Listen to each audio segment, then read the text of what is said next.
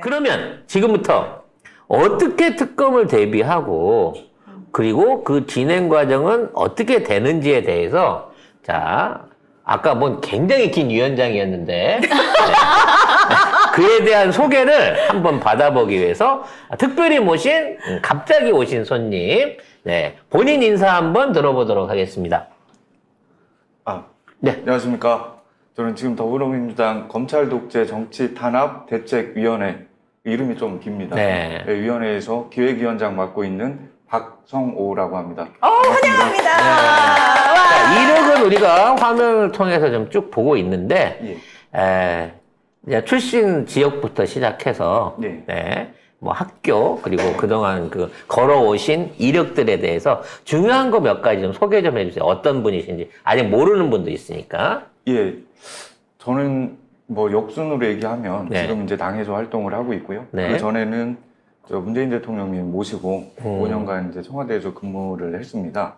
그때 특히나 이제 5년 중에 4년은 그 민정수석실에서 조국 장관님이랑 예, 조국성님부터 해서 총 6분의 민정수석을 예, 모시면서 일을 했었고요. 그 전에는 이제 국회에서 의원실에 있다가 이제 청와대에 가게 됐습니다. 근데 저를 이제 아시는 분들이 간혹 이제 제가 뭐 법학을 전공했거나 라고 생각을 하시는 분도 계신데 맞아요. 실제 저는 우리 저 문희정 아나운서님하고 알게 된 계기도 저는 이제 수의학과를 졸업해서 실제로 이제 수의사 면허를 가지고 있고요. 네. 근데 주로 이제 현재 활동은 예. 그럼 왜 개업을 안 하시고 네? 이렇게 어려운 법제처를 비롯해갖고 어려운데 말. 제일 빡세고 힘들고 네, 그러면서 티도 잘 안 나는 이런 자리에 들어오게 되셨는지 정치 입문 계기를 한번 여쭤보고 싶네요.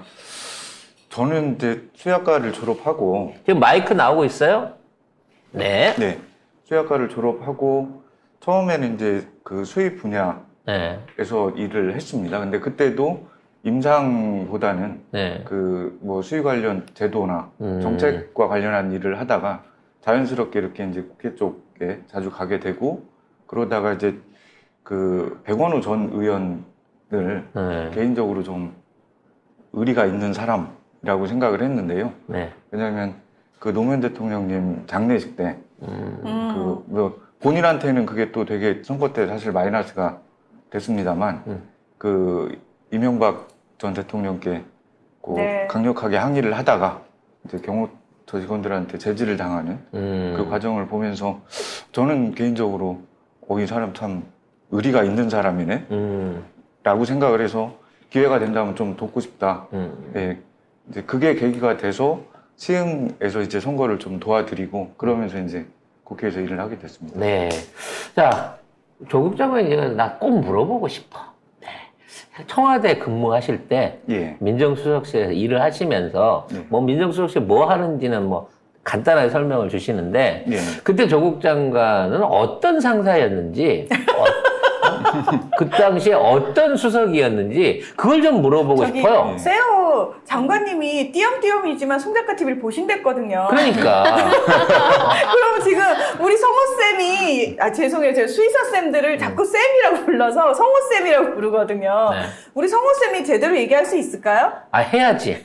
왜냐면 오늘은 이게 압박 면접이기 때문에 이거는 이 방송을 보고 계신 국민들과 광진구 쪽, 특히 광진구 쪽 주민들을 포함한 주민들이, 우리 국민들이 앞으로 자라나는 민주당의 새싹을 확인하는 자리이기 때문에 자유롭게 압박으로 물어봐줘야 돼요. 아니야, 잠깐만. 자라나는 새싹을 밟아버리려면.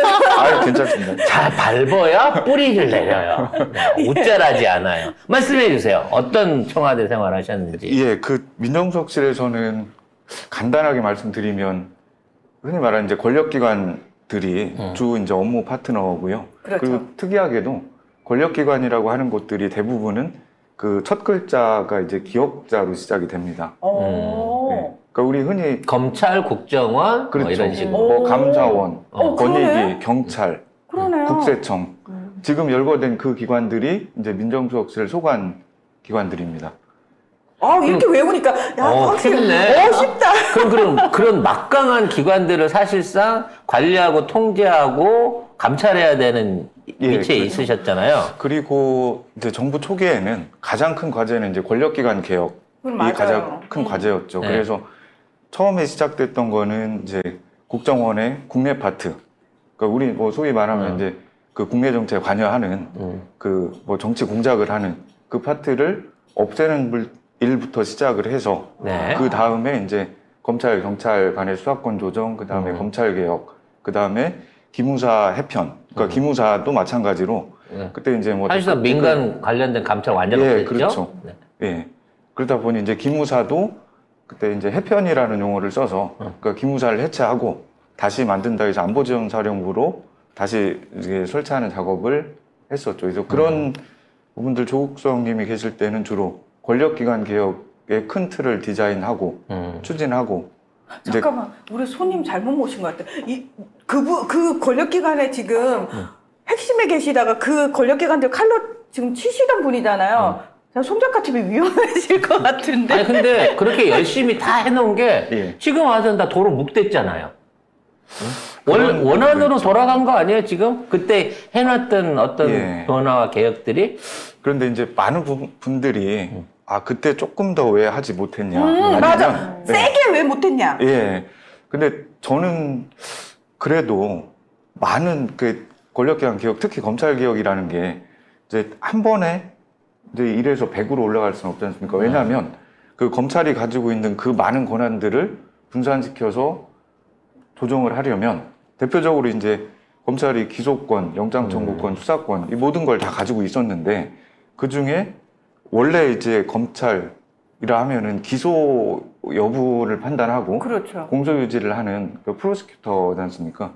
그럼 이제 기소를 중심으로 하고 나머지 이제 수사 기능들을 분산을 시키려면 그걸 이제 받을 수 있는 기관이 있어야 되는데 그래서 국수본을 만들면서 이제 수사권을 국수본으로 대폭 이양을 했죠. 그래서 검사가 모든 수사 개시권을 가지고 있다가 그 6대 범죄를 제외하고는 다 경찰로 넘겼고 그리고 그 이후에 한 번 더 법 개정을 하면서 부패 범죄와 경제 범죄 두 가지만 남기고 나머지는 모두 다 이제 경찰로 넘어간 상태인데 그렇게까지 해놨었는데 했는데 이제 한동훈이 두 번의 이제 시행령을 이제 꼼수 시행령을 제정하면서 다 말짱 사실상 말아먹었죠. 그거를 거의 다시 제자리로 환원시키는 그런 일을 하고 있습니다. 근데 그게 저희 이제 10월 11일 모두의 관심이 이제 강서구청장 보궐선거로 가 있을 때 그 전날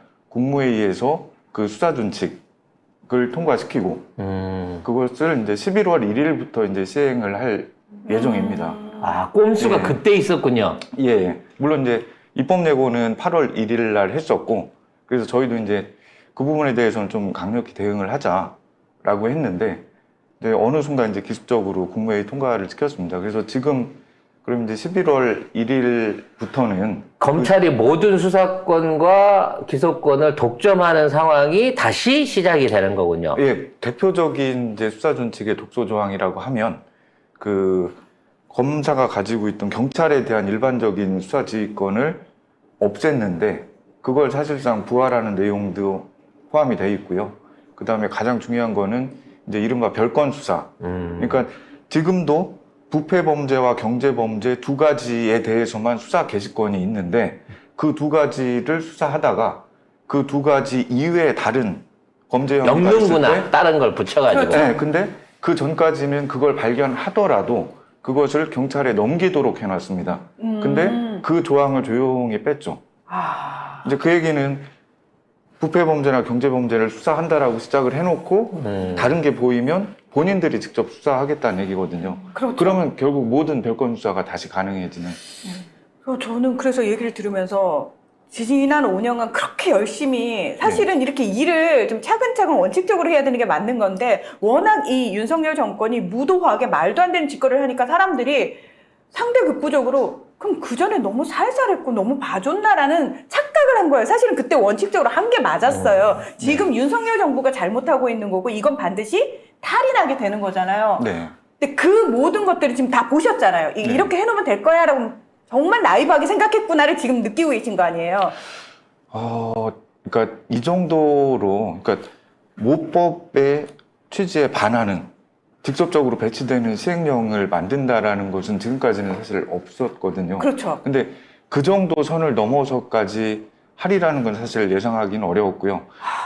그렇지만 지금 당에서 할 수 있는 부분은 분명히 있습니다. 그러니까 지금 그러니까 꼼수 시행령을 만들 수 있는 이유는 그 부패 범죄와 경제 범죄가 남아 있고, 그럼 부패 범죄와 경제 범죄가 무엇인지 그걸 모법에다가 주절주절 다 써놓을 수는 없거든요. 그럼 이런 것들을 통상 시행령으로 넘깁니다. 그러니까 부패 범죄, 경제 범죄 등 그 이제 세부 내용은 시행령으로 정하도록 허용을 해준 거죠. 그랬더니 거기에다 이상한 것들을 막 갖다 붙이기도 붙여서? 하고 이제 모법에 안 맞는 얘기들을 붙이는데, 그러면 방법은 한 가지죠. 그리고 처음에 권력기관 개혁, 특히 이제 검찰 개혁을 디자인할 때도 최종적으로는 모든 수사를 검찰에서 떼내는 것이었거든요. 근데 지금 두 개 남은 게 이제 부패와 경제범죄 아닙니까?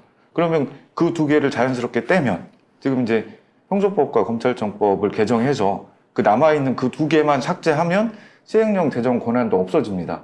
그러면 모든 게 다 해결이 됩니다. 시행령을 제정할 수 없게끔 만들고. 법을 바꿔버리는 게 중요한 거고, 네. 그걸 하기 위해서는 그걸 해줄 법제 전문 국회의원이 필요한 거네요, 추가로. 그러니까 검찰 네. 개혁과 관련해서 초반부터 디자인에 다 참여했던 분이 끝까지 그걸 가져야 되는 건데, 이제 많은 분들이 우리 박성호 쌤이 민주당 내에서 어쨌든 검찰 독재 정치 탄압 대책위원회 기획위원장이잖아요. 그걸 저렇게 잘해, 워크인 걸.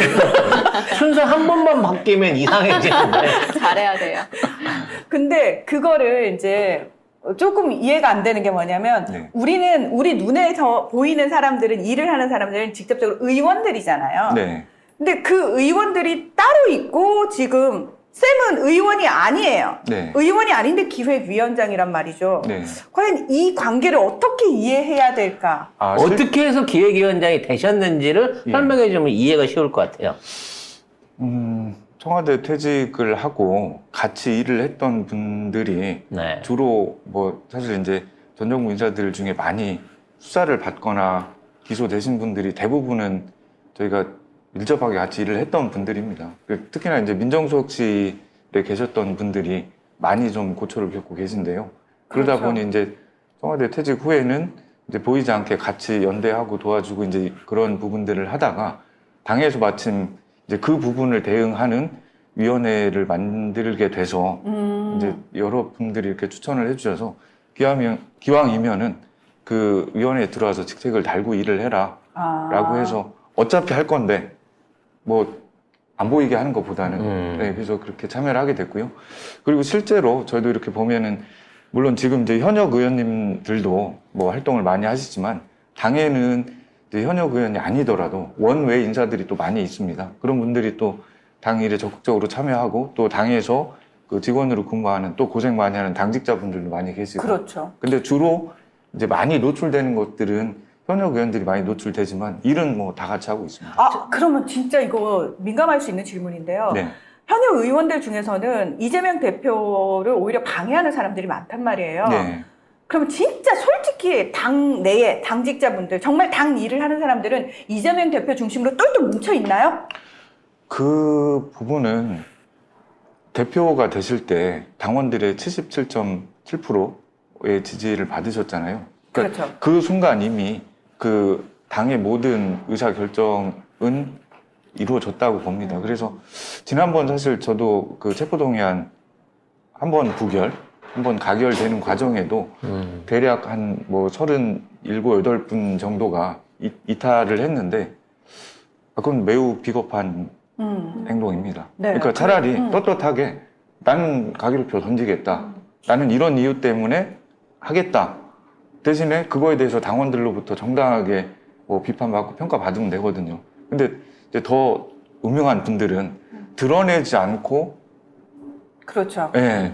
그러니까 그분들은 제가 생각할 땐 정치의 기본은 그러니까 본인의 입장이나 의견을 떳떳하게 밝히고 평가받으시면 됩니다. 그렇죠. 유권자한테 평가받아라. 네. 자, 여러분 중간에 지금 댓글창이 하도 혼란스러워서 말씀을 중요한 전제를 한번 드리고 갈게요. 오늘 여기 나오신 우리 예비 후보님은 자, 국회 이제 국회의원 경선에 참여를 하기 위한 정치적 야망을 갖고 나온 후보이기 때문에 우리가 이분이 앞으로 민주당 국회의원으로서 자질이 있는지를 확인하는 자리예요. 근데 지금 있는 이 자리에서 여러분들이 이분이 뭐 친명이냐 아니냐 아니면 계파에 어디에 속해 있냐 누구랑 친하냐를 가지고 성분을 분별하거나 그거를 정리하려고 하지 마세요. 지금 우리 예비 후보가 과연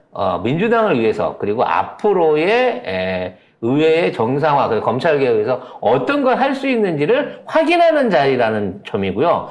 앞으로 이제 조금 있다가 정리를 하겠습니다만 이분은 여러 경쟁자들하고 똑같이 경선을 거쳐서 올라와야 되는 자신만의 과제를 갖고 있는 것뿐이고 오늘 우리가 이분을 모신 거는 이 사람을 후보로 만들거나 이분의 당선을 위한 게 아니라 이분이 하고 계신 검찰개혁 관련한 특검법이 어떤 내용이고 어떻게 진행되는지를 알기 위하는 점을 먼저 전제해 두도록 하겠습니다. 자, 그럼 본론을 지금부터 들어가 보죠.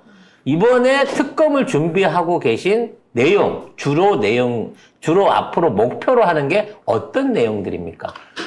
그 김건희 주가 조작 특검법은 지난 4월 27일 날 네. 이제 그 본회의 신속 처리 안건으로 지정이 되어서 네. 그저께 10월 23일까지 이제 180일간의 법사위 심사가 끝났습니다. 네, 그래서 지금 이제 본회의에 자동적으로 부의되어 있는 상태고요. 그렇죠. 이게 부의되어 있다라는 것은 그러니까 본회의가 열리면 안건으로 올릴 수 있게 그 리스트에 담았다. 그러니까 12월 정기국회에서 네. 당연히 처리해야 될. 예, 지금도 네. 상정을 하면 가능합니다. 네. 근데 그 의장이 안 해주죠. 아무튼 지금 상정이 안 되고 있기 때문에 그러니까 할 수는 있는데 만약에 이제 60일 이내로 그 본회의에 상정하지 않으면 그러면 그 다음 차기 본회의에 자동적으로 상정이 됩니다. 그건 이제 누구의 결정도 아니고 그냥 법상 자동으로 올라갑니다. 그래서 12월 달에는 무조건 이거에 대한 내용을 다루게 된다는 거죠. 예, 그게 이제 12월 22일까지가 이제 60일이고요. 그 60일이 도과하면 12월 23일부터는 본회의가 열리기만 하면 무조건 그날 안건으로 상정이 되고 그러면 이제 과반 출석에 과반 찬성이면 의결이 됩니다. 그렇죠. 예. 그러니까 요게 뭐 조금 더 빨리 되냐 늦게 되냐의 차이일 뿐이지 무조건 그 법은 통과되게 돼 있습니다. 자, 그럼 어떤 것들이 김건희 특검법에서 다룰 내용인 걸로 나와 있습니까? 간략하게 정리해 주세요. 그러니까 말 그대로 이제 김건희 주가 조작을 핵심으로 수사하는 그 특검을 구성해서 수사하는 과정을 규정해 놓은 법이고요. 그렇기 때문에 그 법이 이제 통과되면 통상적으로 법이 통과되면 국회에서 정부로 법안을 이송합니다. 그러면 그걸 받은 정부에서는 15일 이내에 공포를 하든지 아니면은 제2요구, 거부권 행사를 하든지 둘 중에 하나 결정을 해야 되고 공포가 된다라고 하면 그 3일 이내에 국회의장이 대통령에게 그 법에 따라서 특검을 임명해달라 요청을 합니다. 그러면 3일 이내에 다시 대통령이 국민의힘을 제외한 나머지 정당에 특검 후보를 추천해달라는 요청을 하고요. 그러면 국민의힘을 제외한 나머지 정당이 5일 이내에 후보자 2명을 보냅니다. 그러면 그 2명 중에 1명을 3일 이내에 임명을 합니다. 이렇게 되면은 법안이 공포되고 특검이 임명되는 것까지 14일 정도가 소요되고요. 그러면 법 공포 이후 14일 이후면 김건희 주가 조작 특검이 이제 출범을 하는 거죠. 그렇게 되면 그 특검이 특검보 4명을 임명할 수 있고. 절차는 거기까지 하고. 자, 14일 안에 특검이 무조건, 출범을 하게끔 되어 있습니다. 거부권만 아니라고 하면. 그렇죠. 근데 이제 우리가 걱정하는 게 검찰이 전부 다 지금 장악돼 있는데, 정말 제대로 해줄 수 있는 검사가 있을까라는 고민이 있거든요. 그 부분에 대한 대책은 뭡니까? 지금 송 작가님 말씀하신 게 사실 그게 관건입니다. 그러니까 시간은 우리 편이어서 어차피 그 법은 통과되고 공포될 건데 문제는 그 뒤에 이제 그 특검을 구성할 때 특검 1명에 특검보 4명, 네. 그 다음에 파견 검사가 20명, 그 다음에 특검이 임명할 수 있는 특별수사관이 40명, 그 다음에 이제 행정적인 지원을 위해서 파견 오는 공무원 40명. 근데 여기서 중요한 거는 특검과 특검보는 이제 어쨌든 그 민주당을 포함한 이제 국민의힘을 제외한 정당에서 추천하기 때문에 그러니까 그분이 특검이 되고 그분이 본인이 잘 맞는 특검보 4명을 임명한단 말이에요. 근데 파견 검사 20명은 법무부에서 보냅니다. 아하. 그러면은 당연히 한동훈이 그 특검을 망가뜨릴 만한 최고 에이스들 20명을 최고 뽑아서 쓰레기들 20명을 보내는 그렇죠. 거죠. 그렇죠. 예. 그럼에도 불구하고 거기에 휘둘리지 않고 어쨌든 특별수사관 40명을 데리고 그 수사를 잘 해서 결국에 이제 기소까지 해야 되지 않습니까? 그렇죠. 예. 그러니까 그 정도 강단이 있고 그 정도 어떻게 보면 검사들을 좀 휘어잡을 수 있는 그런 특검을 지금부터 잘 고민하고 준비해 두는 게 지금 관건입니다. 혹시 마음속에라도 염두에 두고 있는 사람이나 뭐 이런 게 좀 있으신가요? 마음속으로요. 아니, 그러니까 생각해 보기에 그럴 만한 자질을 가진 사람이 우리는 검찰 들여다보면 2명밖에 몰라요. 그 여성으로. 혹시 예. 있다고 생각하시면 가능성은 있다고 생각하십니까? 이제 또 박영수나 한동훈 같은 애들이 특검하고 부장으로 오면 안 되잖아. 특검 보러 오면 안 되잖아. 뭐 현실성을 제외하고 어차피 뭐 제가 결정하는 건 아닐 테니까요. 네. 현실성을 제외하고 그냥 얘기하면 뭐 지금 이제 변호사 자격이 정지돼 있긴 합니다만 뭐 최강욱, 이광철 가능해요? 법적으로? 법적으로는 안 됩니다. 뭐 안 되는 얘기. 근데 그 정도 인물이면 와 희망 있다 이 생각이 드는 거지. 야. 그래서 그러한 이제 특검이 출범하고 나면 자, 어떤 내용을 수사할 건가라고 하는 거는 이금 위원회에서 아니면 이제 민주당에서 지정할 수 있는 건가요? 아니면 조사할 항목에 대한 것까지 특검의 권한으로 가는 건가요? 그 부분도 이미 특검법에 명시가 되어 있습니다. 특검법을 이제 통과시킬 때는 발의를 할 때는 그 법 안에 어떤 범죄를 수사한다라고 다 명시가 되어 있고요.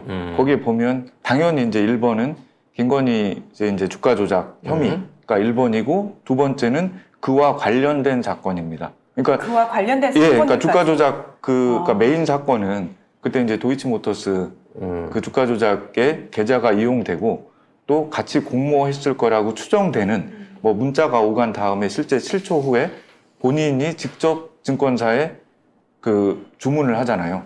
이제 그런 것들이 이제 가장 큰 혐의이고 그것을 수사하다가 인지되는 연관된 사건들까지 수사할 수 있게 돼 있습니다. 그러면 지금 뭐 양평 고속도로 건이라든지 그거는 그 법에는 포함이 안 됩니다. 그러니까 이번에 양평고속도로- 주가 조작 위주와 예. 관련자들에 대한 특검으로만 어느 정도 한정 지을 수 있다라고 예, 볼 주가 수 있는 거네요? 조작 행위와 야, 그럼 그거와 양평은 관련된 또 사건. 특검을 해야 되겠네. 그렇죠.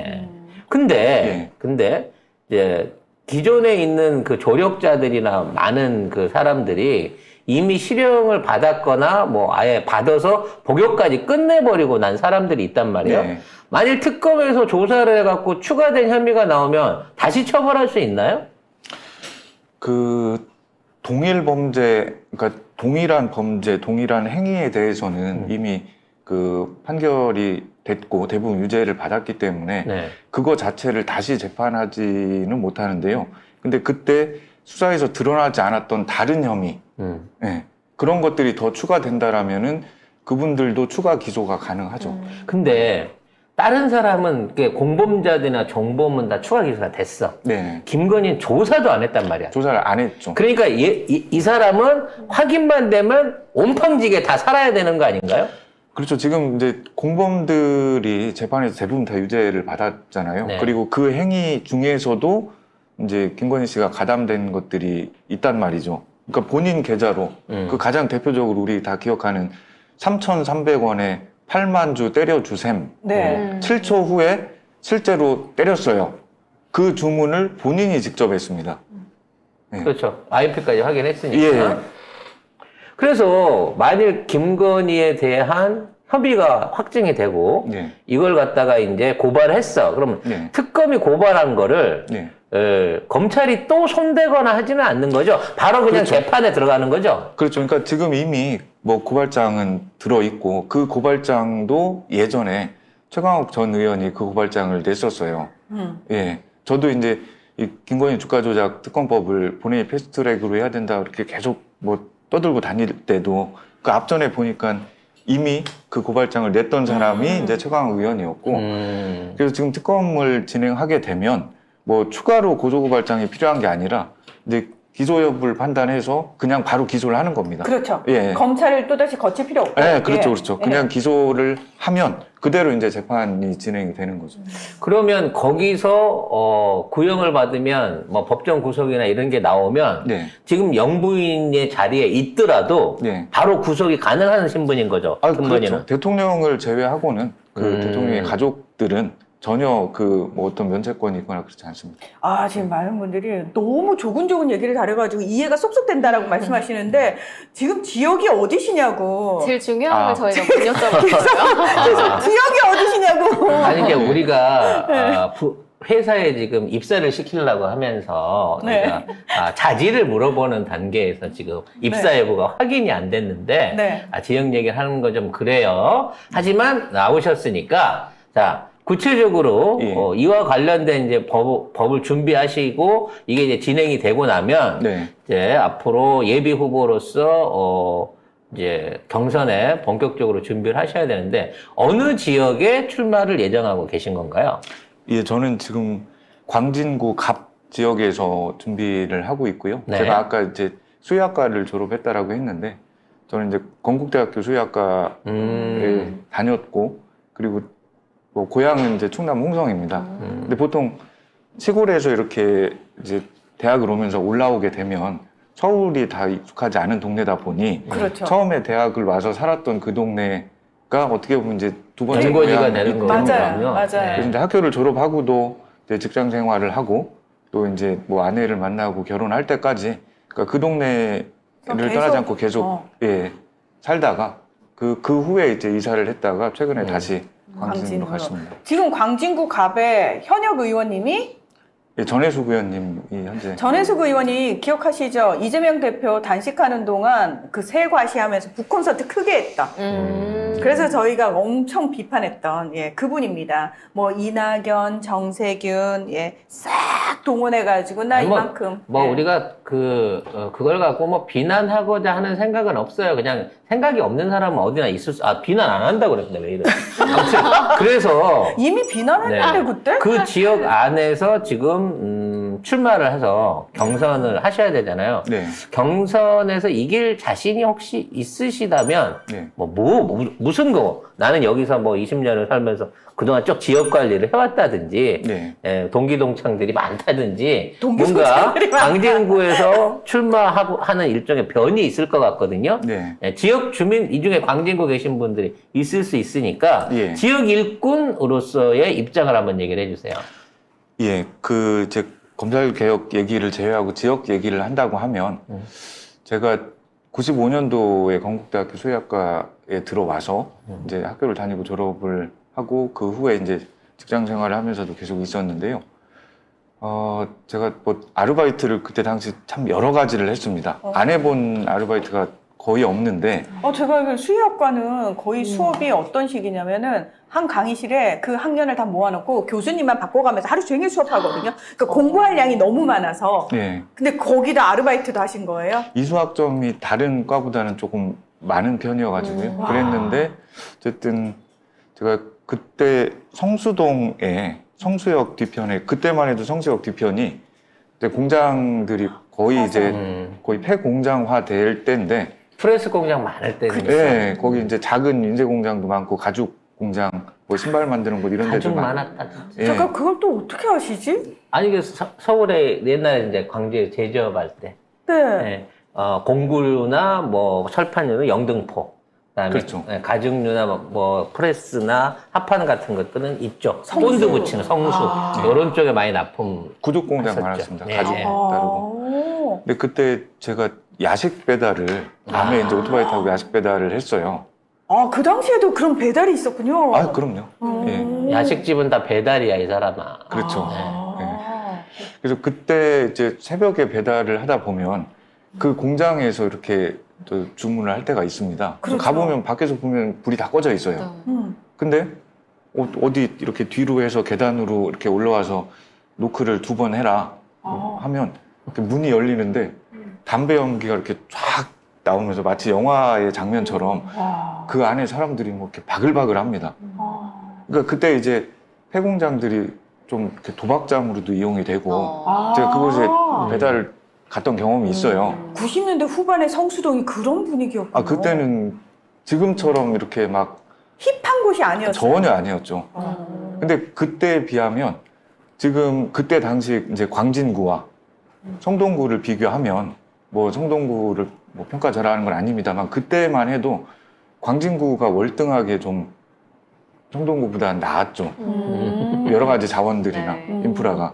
아니, 중요한 건 뭐냐면 이쪽 지역에서 어떤 각오로 왜 내가 여기서 국회의원을 해야 된다라고 하는 그 의지를 보여달라니까 지금 예. 압박이야. 빨리 해야 예, 다음 알겠습니다. 후보자들 있어. 그래서 그때에 비해서 최근에 보면 너무 이제 성동구에 비해서 낙후됐고 그렇죠. 또 주변에 비해서 되게 뒤처졌습니다. 그래서 그런 것들이 광진구가 되게 좋은 자원들이 많습니다. 어린이대공원도 있고 아사산도 있고. 근데 그런 자원들을 충분히 활용해서 발전시킬 수 있었는데 그렇지 못한 것들이 보면 좀 아쉽고 저는 그래서 지금 뭐 지역 공약도 준비하는 것들이 그런 걸 통해서 인접 지역보다 특히나 이제 성동구보다 훨씬 더 좀 생기 넘치는 그런 곳으로 만들고자 하고요. 뭐 구체적인 것은 이제 예비후보 등록을 하고 공약 발표를 할 것인데 그래서 어쨌든 네. 지금 구체적으로 지역을 얘기를 사실 자꾸 물어보시는데 저는 사실 일단은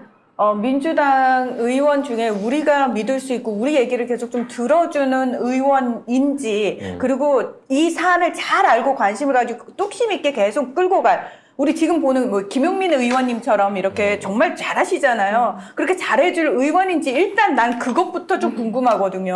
사람들한테 그런 믿음부터 일단 줘야 되는 거거든요. 왜냐면 저희 너무 많이 당했거든요. 맞아요. 구독자 네. 배신당하고 상처받고 맞아. 그래서 저희가 이렇게 압박 면접을 하는 네. 그래서 이제 제가 지역구를 일찍 말씀을 안 드리는 이유는 네. 사실 우리가 워낙 근소한 유튜버고 그래도- 보시는 숫자가 많지 않기 때문에 우리 안에서 직접적인 표를 주실 수 있고 믿어주실 수 있는 광진구 주민 몇 분이 우리가 잘 몰라요. 네. 그래서 저는 오늘 지역을 얘기하는 것보다는 우리 박성호 쌤의 긴 위원장 말고 박성호 쌤 딱 좋죠. 네, 박성호 쌤의 일종의 이제 자질을 보고 싶은 거거든요. 네, 그러니까 유감없이 지금 말씀 되게 잘하고 계신데 좀 더 압축적으로 네. 좀 더 직관적인 설명을 추가로 알겠습니다. 부탁을 아니 드리겠습니다. 지금 깃바늘 아이언님이 착해 보여서 싸움도 못하겠네.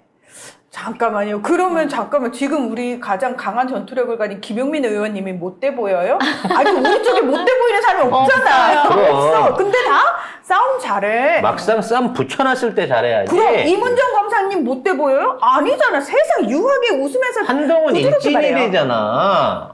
한동훈은 자기 학교 다닐 때 일진이었대잖아. 하지만 말만 떠들지 막상 갖다는 못하잖아요. 누가 일진이었대요? 지가 일진이었대요. 저희는 그런 얘기는 안 했습니다. 그래서 우리 이 박성호 쌤이 어떤 전투력을 갖고 있는지 다시 본론을 좀 들어가 보겠습니다. 네. 자, 주가 조작 관련해 갖고는 엄청나게 많은 증거들이 있습니다만 이번 특검에는 3가지를 이제 보게 돼 있어요. 학력 조작 문제, 예? 그리고 또 하나가 뭐죠? 지금 이번 특검에서 다루게 되는 게 전시와 관련된 뇌물성 의혹, 그러니까 자기 남편 위세에 앞세워가지고 전시회 때 기업들 후원받은 이제 이런 것들을 특검법에 포함시킨다고 하는데, 자, 우리가 특검법을 발의를 해놓고 네. 저쪽에서 딜이 들어올 가능성은 없을까요?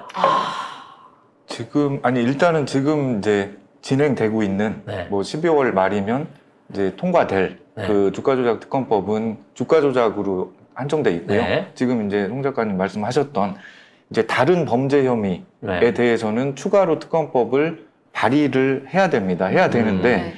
이게 이제 특검법도 그렇고 아까 말씀드렸던 이제 그 검찰개혁법도 법사위 소관 법이기 때문에 지금 하더라도 어쨌든 내년 5월 29일, 그러니까 21대 국회 임기까지 충분히 통과가 가능합니다. 본회의에서 신속처리 안건으로 지정만 하면요. 그래서 그러니까 아까 얘기했던 허위 학력 문제 오늘도 이제 뉴스에서 얘기했습니다만 네. 그다음에 사실 사법적으로 제일 큰 게 전시회로 뇌물 받은 거거든요. 이건 윤석열까지 같이 엮이는 부분이라서 그래서 이런 부분에 대한 것까지 병합해서 이번 회기 때 올릴 계획은 혹시 민주당이 없나요? 근데 그게 개별 건들에 대해서 공소시효가 남아 있는 것인지 그건 좀 판단이 필요한 것 같고요. 네. 그리고 개인적으로는 확실히 지금 어떻게 보면 이제 혐의가 보이는 것들 중에 하나는 그 양평 고속도로 건이잖아요. 그렇죠? 네. 그래서 양평 고속도로 건하고 그 다음에 지금 자꾸 이제 수사존칙 같은 시행령 이상한 시행령으로 꼼수를 부리는데 어차피 저희가 검찰의 수사권은 다 없애려고 했던 겁니다.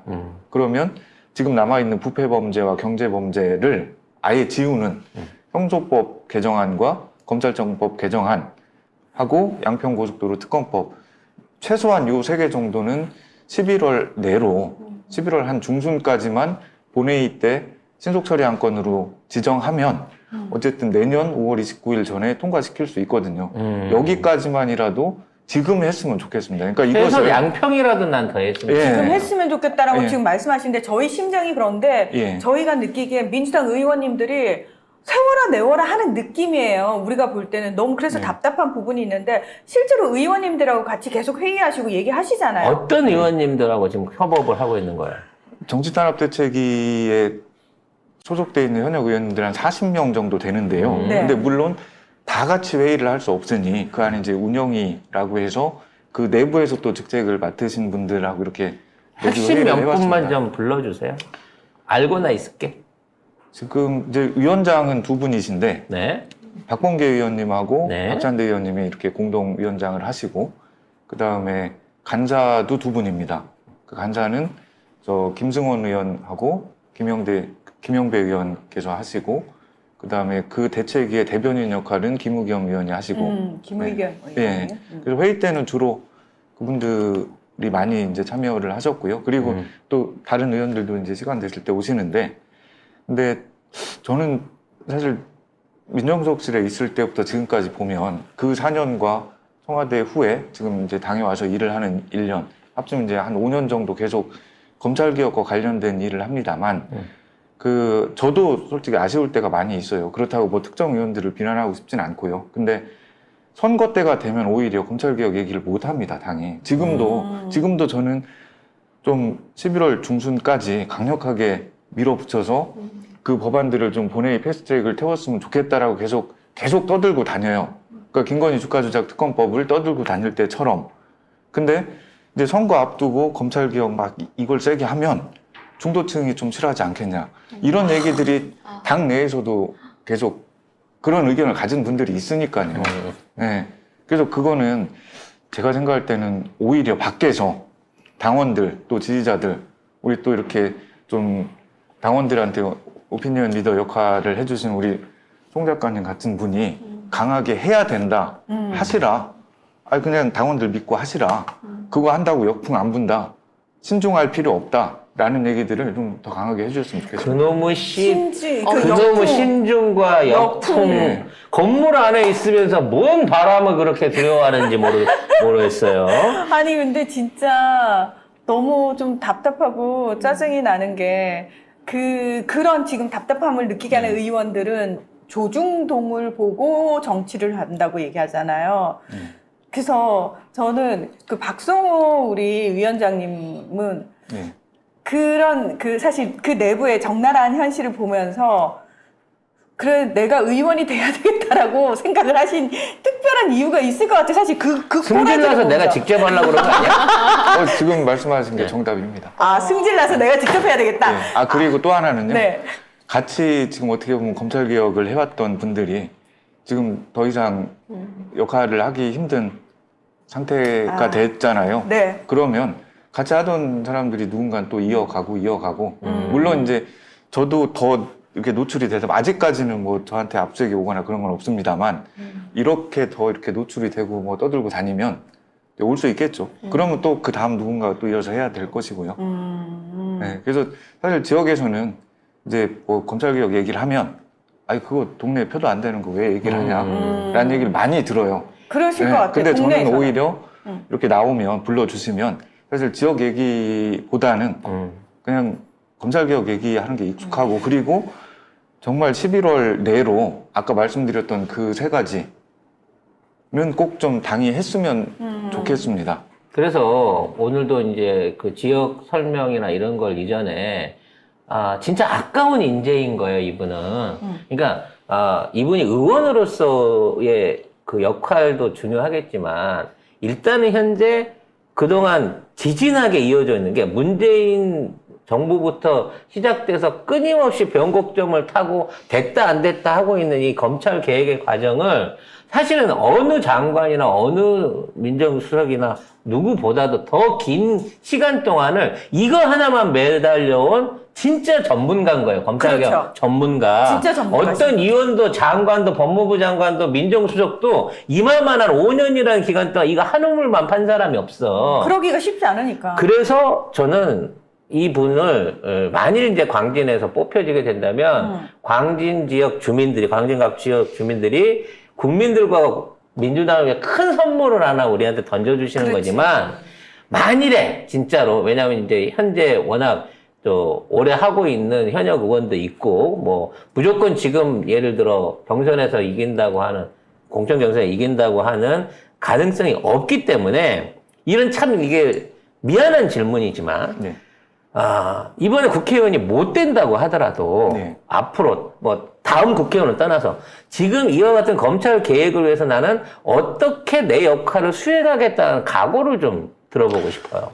예, 아마 물론 저도 이제 처음 도전을 하는 것이어서 뭐 충분히 잘할 수 있다, 가능하다 이렇게 장담은 못하죠. 그러나 당연하죠. 모든 그건 도전자들이 누구도 다 자신감은 있습니다. 저 역시도 자신감은 있지만 그 결과가 어떻게 되든 뭐 당연히 이제 겸허하게 받아들여야 될 텐데 지금 이제 작가님께서 여쭤보신 말을 전제로 해서 답을 드리면 저는 아마 그 당선 여부와 상관없이 검찰개혁과 관련된 어떤 역할이든 하고 계속 할 것 같습니다.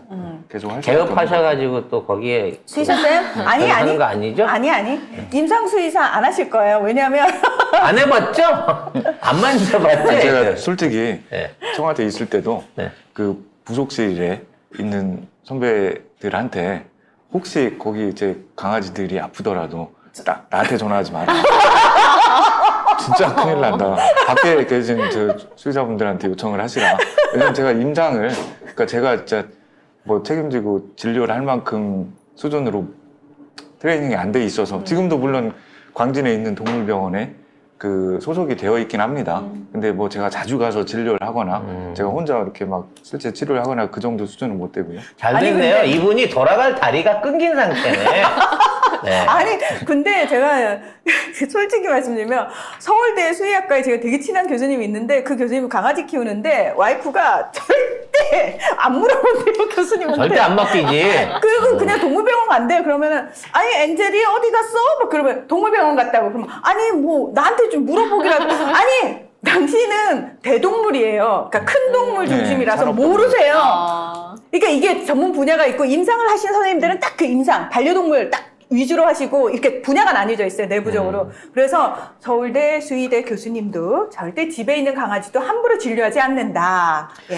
아무튼 그나마 좀 이번에 위원회가 검찰위원회 다 줄여서 할게요. 네. 왜냐면 중간에 순서 한 번만 바뀌면 이상해져. 네.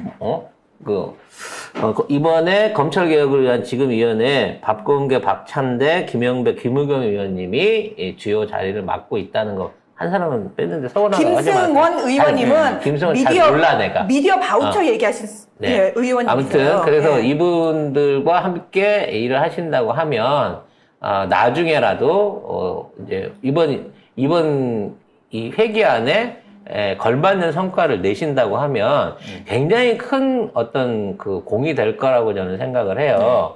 그렇게 되면 다음번에 출마하시는데도 이게 예비 후보 되시는데도 역할이 클 것 같거든요. 그러니까 더욱 분골쇄신 하셔야 될 것 같아요. 네, 알겠습니다. 자, 개인적으로 네.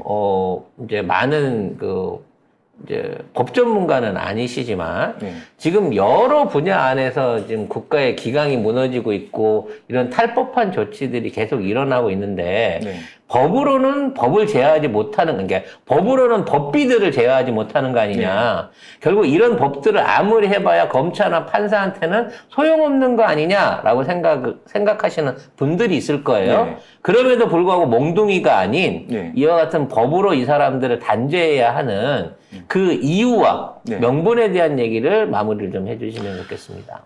예. 물론 이제 검찰 개혁을 했다고 하는데 왜 아직도 검사들이 이렇게 활개를 치냐라고 답답해 하시는 분들이 많이 있죠. 근데 이제 당연히 그들도 그들의 권한을 조금이라도 더 늘리기 위해서 계속 시도를 하죠. 그러니까 대놓고 이제 법하고 안 맞는 시행령까지 만들어내면서 계속 반항을 하는데, 근데 비가역적인 수준까지 가려면 그 일정 수준이 넘어가게 되면 아까 말씀드렸던 시행령을 만들 수 있는 그 근거를 법에 남겨놨기 때문에 만드는 거거든요. 그렇죠. 그거 없애고 아예 수사를 다 분리시켜서 기소만 관장하게 하면, 그러면 지금처럼 일부 가지고 있는 수사권으로 장난을 치는 것들은 더 이상 못하게 되리라고 봅니다. 물론 나중에 뭐 국민의힘이 200석을 가지고 다시 법을 다시 돌려놓을 그런 상황이 벌어진다면 모르겠지만, 그런 상황만 벌어지지 않는다면 완전하게 수사 기소를 분리하고, 그리고 다음번 헌법 개정을 할 때 아예 지금 우리 헌법에 보면 검사라는 말이 2번 들어가요. 네. 그리고 헌법에서 검사들한테 독점적인 영장 청구권을 준 거거든요. 네. 그것까지 빼내고 빼서. 검사도 지우고 하면 그 정도까지 가면 그 다음에는 정말 다시 돌아올 수 없는 수준의 개혁이 완성이 될 것 같습니다. 그 과정까지 좀 답답하더라도 계속 끊임없이 좀 요구하고 한 발 한 발 더 가고, 그리고 선거 때 막 검찰개혁 역풍 불어 이런 생각 하지 말고 상관없이 민생도 챙기면서 검찰개혁도 같이 하면 됩니다. 쉬지 않고 계속 가다 보면 저는 지금 한 8분응선은 넘었다고 봅니다. 왜냐하면 부패범죄, 경제범죄 2가지만 떼어내도 안전하게 이제 수사에서 손을 떼게 할 수 있거든요. 그러니까 좋은 매뉴얼을 전문가적인 좋은 그 저들의 약점을 오늘 애청자들한테 소개해 주신, 그리고 조목조목 잘 설명해 주신 것 같아요. 저 개인적으로 하나만 더 물어볼게요. 네. 미안합니다, 여러분. 나 이거 너무 궁금해서 안 물어볼 수가 없네. 오래간만에 전문가를 만나니까. 네. 자, 흔히 우리 국민들 중에 이제 검찰 해체. 네. 검찰을 아예 없애고 그걸 대행할 수 있는 조직을 아예 만들어야 된다. 네. 검사라는 직책을 대한민국에 없애야 된다. 네. 이런 얘기를 하시는 분들이 있는데 가능합니까? 그런 게? 그걸 예. 대처할 수 있는 대처 기관이나 이 시스템이 존재할 수 있을까요? 그 얘기를 하는 사람 중에 한 명, 저도 그 한 명입니다. 아, 그렇습니까? 저도 그 한 명. 야. 저도 그 한 명. 근데 우리는 프로세스를 모르니까. 그러니까 쉽게 말씀드리면요. 수사 기소 완전히 분리해서 수사권 떼내고 그 다음에 수사권이 없어지면 네. 그러면은 검사들이 직접적인 수사를 하지 않으면 뭐 특활비나 이런 것도 다 필요 없어집니다. 그렇죠. 그것도 다 없애고 그리고 그냥 기소만 하면 기소 담당하는 공무원이잖아요. 그렇죠. 그러면 기소 담당 공무원. 네. 그럼 국가공무원법 개정에서 기소관이라는 직렬을 만들어서 기소관 공무원으로 만들고 네. 그렇게 하고 최종적으로는 대한민국에서 검사라는 용어를 완전히 지우려면 그러면 이제 헌법 개정 마지막에 헌법 개정할 때 검사를 거기서 지우고 저 영장 청구권은 법률로 정한다 이렇게 바꿔놓으면 됩니다. 그럼 그렇게 재판은 누가 해요? 검사가 없어지게 되면? 아니요, 기소관 검사가 아니라 이제 기소관이 되는 거죠. 하는 짓은 똑같이 검찰에 아니 수사는 안 하고요. 수사는 안 하고 기소만. 수사기관이 이제 수사해온 것을 받아서 미국처럼 그렇죠. 이것을 기소할 것인지 말 것인지만 판단하고 그걸 기소하게 되면 재판을 유지하는 공소유지만 하는 거죠. 그렇죠. 근데 지금은 문제가 뭐냐면 본인들이 수사를 하고 본인들이 기소를 하잖아요. 네. 그렇게 되면 그러니까 예를 들면은 내가 대본을 썼는데 내가 시나리오를 썼는데 이거를 사람들한테 안 내보내면 그동안에 내 수사가 그냥 다 이렇게 무용지물이 되는 거라. 나는 법정에 와서 깐죽거리는 게 보기 싫어서 그래, 검사들이. 근데 그 깐죽거림을 할 수가 없는 게 본인은 그 앞에서 그냥 그 역할만 하는 거예요. 네. 수사를 해줘서 보내준 그것만 가지고 그걸 바탕으로 그냥 얘기를 하는 거예요. 지금 보면 검사가 재판장한테 대거리하고 물어보면 그게 왜요? 이러잖아. 그게 가장 큰 게 수사하는 과정. 아니 어떻게 보면 수사하기 전에 자, 요번에는 뭐 예를 들면 최강욱을 좀 혼내줘야 되겠어, 어떻게든. 그러면 그렇게 그런 의도를 가지고 수사를 하면 수사하다 보면 사실 내용이 좀 부실한데도 불구하고 무조건 기소를 해버리죠. 맞아요. 네. 그러니까 처음부터 그 수사권을 의도를 가지고 수사권을 활용했고 그렇게 해서 기소를 하니 그렇게 해놓으면 이제 법정 가서 그 무리한 주장을 할 수밖에 없는 거죠. 근데 나 이거 수사해야 되겠는데 라는 능력 자체를, 권한 자체를 없애버려. 네 수사 못해. 야, 우리 수사한 거 가지고 수사기관이 가서, 그렇죠. 그러니까 갖다 주는 거 갖고 너를 이걸로 갖고 구성해서 기소만 하고 끝내. 그리고 판단은 저기 판사가 하는 거고, 그렇죠. 변호는 변호사가 하는 거고, 그렇죠. 너는 그냥 요렇게 조사가 왔네요. 그래서 요거는 기소가 돼야 될 것 같네. 요것만 하게끔 만들 수 있다는 그렇죠. 거죠. 그게 이제 미국의 검사들이 그렇게 하고 있는 거고요. 그러니까 네, 미국 검사는 그래요? 예. 오. 그러니까 기소 여부 판단과 공소유지 그리고 수사는 다 쪼개져 있습니다. 그렇죠. 우리나라는 이제 수사라고 하면 그냥 한 곳이 하는 것으로 생각하는데 미국은 오히려 그 수사권 자체가 10서너 개 기관으로 나눠져 있습니다. 전문 분야별로. 그러니까 그들이 수사를 해서 가지고 오면 세무는 국세청이 하고 뭐 이런 뭐 식이네. 예를 들면 그런 그렇죠. 식이죠. 조사자들. 마약 수사는 누가 하고 마약은 마약청이 하고 환경은 환경청이 하고 이런 식으로. 예. 근데 우리나라는 수사를 다 한 곳에다가 모아놓고 대신에 일반 공무원들 중에 단속 업무를 하는 공무원들을 사법경찰관이라고 해서 별도 이제 경찰권을 부여는 합니다. 근데 어떻게 보면 미국은 그 두 가지를 믹스해서 아예 이제 전문 분야별로 더 크게 나누는 거죠. 근데 이제 많은 분들이 좋아, 그렇게 일단 지금보다는 많이 축소된 것 같아, 기소권만 주면. 그런데 여기서 또 걱정이, 이것들이 그 옛날 버릇 못 고쳐가지고 그 기소 가지고 반드시 이건 기소해야 되는데 나 기소 안 할래, 네. 이런 식으로 또 이걸 자신들의 어떤 이득을 위해서 활용해 버리면 어떻게 하느냐. 그럴 경우에는 이제 또 나라마다 조금 다르긴 합니다만 그 기소의 권한을 고유하게 이제 검사 개인에게 주는 데도 있지만 그 기소 배심 제도라는 나라들이 있습니다. 기소 배심 제도. 심의회를 열어서 그 기소 여부를 같이 판단하는 그런 제도도 할 수 있습니다. 그러니까 외부 전문가들이 들어가서, 예, 그렇죠, 민간의 그렇죠, 전문가들이 그렇죠. 들어가서. 우리가 이제 재판에서는 미국은 이제 배심원 재판을 하잖아요. 우리는 지금 이제 아직 배심원제는 아니고 국민참여재판이라는 걸 시범적으로 하고 있는데, 그러니까 판결도 국민 다수의 일반적인 정서를 고려해서 이렇게 할 수 있지만 기소 여부도 마찬가지로 그렇게. 그런 배심제를 도입할 수 있습니다. 그러니까 수사권 다 뺐고 기소권만 남았는데도 이지랄을 한다. 그러니까 이런 뭐 전문 용어예요. 쌤도 그런 걸 쓸 수 있구나. 국가적인 단어입니다. 그러면은 국제적인 GR. 그것도 더 견제할 수 있게 그런 배심 제도를 또 추가로 도입을 해야 되는 거죠. 와, 잠깐 나 오늘 제대로 배운 것 같아요. 조목 좀 설명해 주시니까 너무 좋다. 그리고 이게 일사강사. 현실이 되면 너무 좋을 것 같아서 지금 마음이 좀 가벼워진 것 그러니까. 같아요. 근데 이거 네. 이렇게 이거 하나만 주구장창 파주는 사람이 좀 있었으면 필요해요. 했는데 있었구나. 검찰 개혁이 뭐 법 하나 통과시킨다, 뭐 하나 한다, 뭐 검찰총장을 뭐 좋은 사람을 안 친다로 끝나는 게 아니라 맞아요. 지금 이런 제도들이 끊임없이 연속이 됩니다. 그리고 그러니까 뭐 다음 단계로 또 가봤는데 큰 무리가 없다. 그 권력기관 간에 수사기관 간에 견제와 균형이 잘 맞고 뭐 이상한 놈이 들어오지 않는 한은 큰 문제가 없다. 그러면 그대로 제도를 유지해도 됩니다. 근데 지금처럼 제도도 아직 완비가 안 됐는데 되게 선량하지 못한 관리자가 들어와서 그 힘을 사적으로 사용을 하잖아요.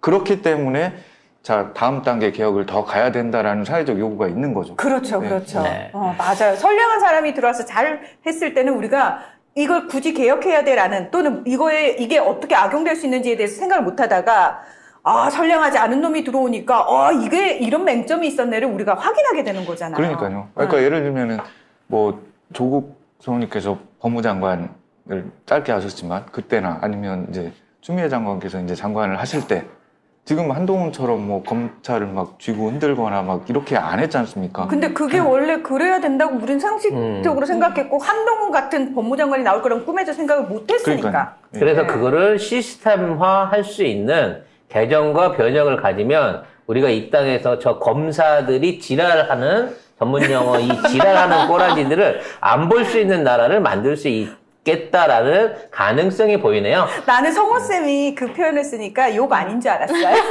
자연스러웠어요. 네. 굉장히 좋은 자연스럽네요. 단어였어요. 자, 우리가 너무 긴 시간을 지금 하고, 할애를 했는데, 알고 싶은 게 너무 너무 많아요. 많아. 응. 하지만 계속 할 수는 없어. 네. 우리도 배터리가 한계가 있으니까. 다음번에 또 얘기 들어요. 이제 이와 비슷한 불러주시면 사안이 뭐 있을 언제든 때는 감사합니다. 지속적으로 우리 이 박성호 쌤을 부를 겁니다. 네. 박성호 쌤도 지금 박성호 TV를 하고 계시다고 들었어요. 아, 그거는 뭐 제가 콘텐츠를 만들어서 올리지는 못하고요. 네. 그냥 뭐 행사를 하거나 아니면 지금처럼 이렇게 좋은 곳에서 불러주시면 그거 이제 좀 이렇게 편집해가지고 네. 올리고 그 정도 하고 있습니다. 그리고 거기에서 그치시지 말고 네. 이와 같은 어떤 개혁의 방향이라든지 네. 시스템의 방향 같은 것들을 지금처럼 조목조목 네. 잘 정리해가지고 쇼트로라도 네. 꾸준하게 박성호 TV에 올려주시면 꼭 선거운동용이 아니라 네. 지금 이렇게 사람들이 전문 지식, 특히 법에 관련된 전문 지식에 목말라 있어요. 맞아요. 특히나 변호사나 검사 같은 분들이 아닌 이제 민간 전문가로서 쭉 이걸 해온 거잖아. 네. 지금까지 없던 법제도를 만들기 위해 연구해오신 분들의 노하우를 알고 싶으니까 그런 것들을 저희랑 협업해서 만들어 보시면 어떨까라는 제안을 드리고 저는 싶네요. 너무 감사하죠. 네. 너무 감사합니다. 또 일을 벌립니다. 성장한 TV가. 예, 잠깐만, 난 못 들었네. 난 그 일 벌리는 데서 빠지는 걸로 난 못 들었을게. 출연료 줄 건데? 그럼 해야겠네요. 자, 열심히 하겠습니다. 자, 오늘은 여러분들도 많이 아쉽겠지만 오늘 박성호라고 하는 도전자가 있다. 그리고 숨은 고수가 있다는 점을 알리는데 진짜 고수다. 네, 네. 오늘의 초대석에 의미가 있었을 것 같아요. 자, 마지막으로 광진구 주민과 검찰개혁을 바라시는 많은 애청자들을 위해서 앞으로 박성호가 어떠한 일들을 해내고 그걸 하기 위해서 저를 꼭 국회의원에 뽑아주시면 좋겠습니다라는 심정을 네. 최대한 간결하고 강렬하게 네. 표현해 주시기 바라겠습니다. 네. 일단은 지금 다들 이제 검찰 독재 시대라고 합니다. 네. 그러면 그 검찰 독재 원인이 되는 검찰의 과잉한 권력을 없애는 것이 가장 큰 시대적 사명이라고 생각하고요.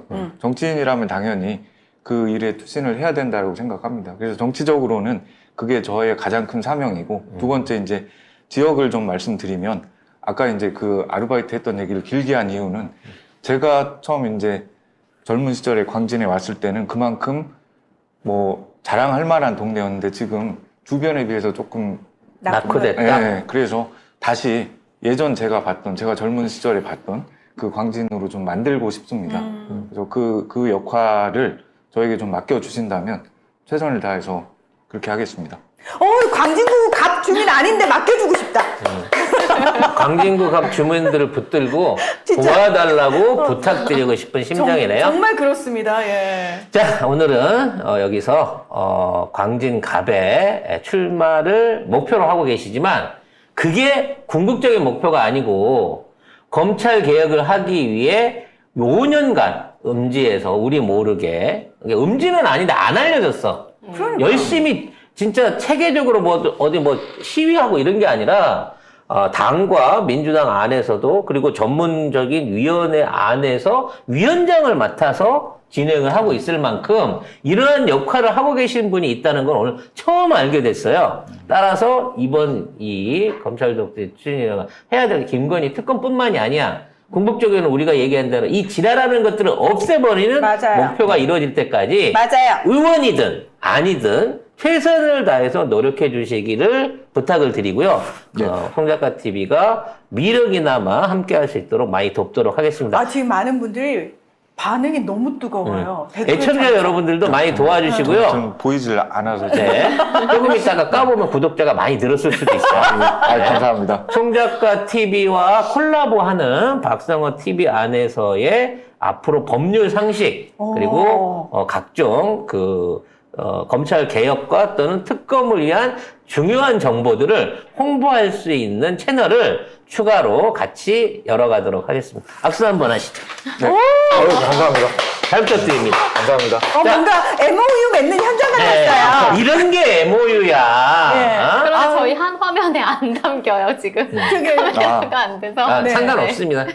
손만 나오면 됐죠. 네, 자, 아무튼 참 믿음직스럽다고 무난한 사람 볼 줄 아네 그러는데 제가 무난합니다. 제가 박성호 쌤 데리고 왔어요. 네. 예, 접니다, 여러분. 신뢰의 상징. 예. 자, 이렇게 해서 또 하나의 인턴 패널이 동작가 TV에 생기게 되었습니다. 아무 법제 관련한 부분이라든지 조언이 필요한 부분 때는 아무 때나 같이 출연해서 이 얘기들을 전할 수 있었으면 좋겠습니다. 감사합니다. 보신 분들이 되게 흐뭇하게 보시고 가셨으니까 반응이 좋아요. 반응이 좋아요. 앞으로도 꾸준하게 박성호 쌤을 저희 프로에서 볼 수 있게 되기를 기원합니다. 많은 댓글과 응원 부탁드리고요. 오늘 함께해 주신 박성호 선생님 다시 한번 감사드립니다. 또 뵙겠습니다. 고맙습니다. 감사합니다.